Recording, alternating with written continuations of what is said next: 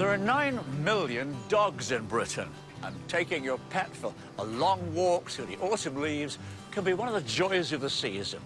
But are we in danger of allowing our four-legged friends to become countryside killers without even realising it? Jules reports. Teddy! Come on! Good boy!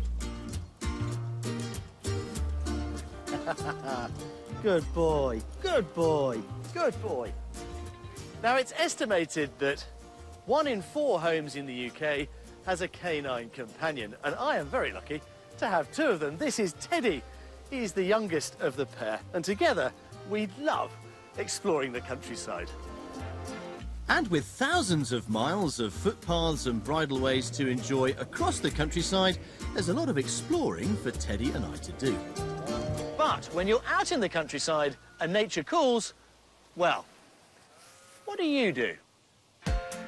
In our towns, cities and public places, it goes without saying, bag it and bin it.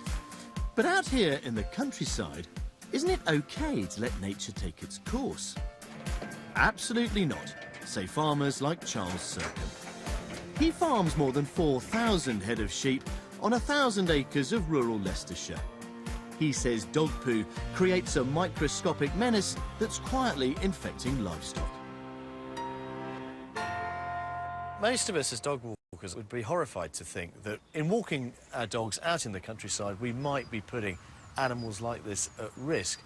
I mean, it's one of these widely held misconceptions that actually the best thing to do is to take your dog for the toilet and just let it do its business in the countryside. Unfortunately, there's a serious worm that's carried by dogs and can be left behind in their poo, that gets into the grazing, and then the animals ingest it into their system. This parasite, called sarcocystosis, can cause neurological disease and even death in sheep. And that's not all. Dogs can also carry a nasty little parasite called neospora, which can cause cattle to miscarry. It's estimated to cost an average-sized dairy herd about £3,000 a year. Now, how do you know if one of your animals is infected? Unfortunately, we can't tell by looking at it. It's only on post-mortem. The report is sent back to us by the Meat Hygiene Service. In sheep, it can lead to carcasses being condemned in the abattoir. I mean, it is a sobering thought to think that our four-legged friends could, in effect, be harbouring ticking time bombs for farmers like you.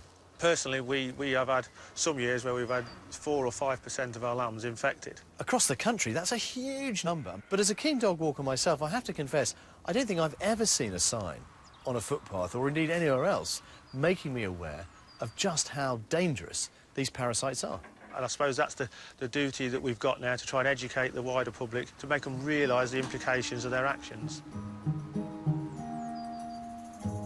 Now, where public rights-of-way exist, farmers lack any power to prevent people from exercising their pooches. In fact, landowners and tenants have a duty to maintain access to all their rights-of-way. Trying to obstruct them in any way, shape or form to anyone is a criminal offence. Come on, Teddy. Farmers like Charles aren't trying to stop dog walkers using public footpaths. They just want them to be more aware. Steve Jenkinson from the Kennel Club is one of those trying to get the message out there. He's having a great time. I mean, this is a classic footpath, Steve. You know, most of us would wander along here. The dog has done what he's supposed to do, just like Teddy has, just there. Yeah, absolutely. And we'd think, surely I can just leave it here, let nature take its course and let it biodegrade. And in many ways, that can seem like a sensible thing to do. But actually, we know from science and increasing knowledge, the parasite eggs in there can last for many weeks. So even if there's not sheep or cattle here at the moment, it could be a problem. So the best approach really is just to remember to pick it up wherever you are. If only Teddy could be trained to tie knots, we might get somewhere. Come on, Teddy. Good boy. This is so nice when you see the trees. I mean, just starting to go as well, aren't they? These absolutely. lovely colours just beginning to come. So in this most beautiful of seasons, is there any way to encourage people to scoop up their pet's poop?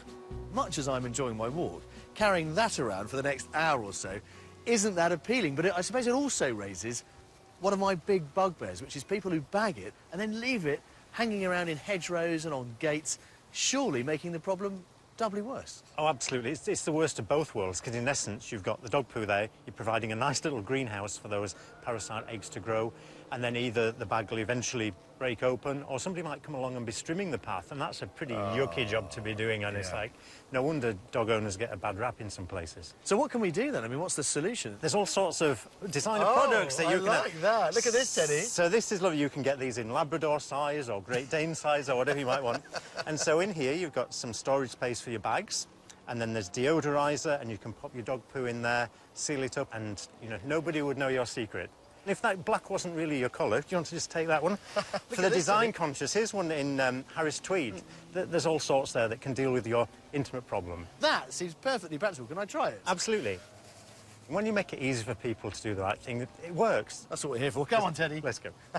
Good boy.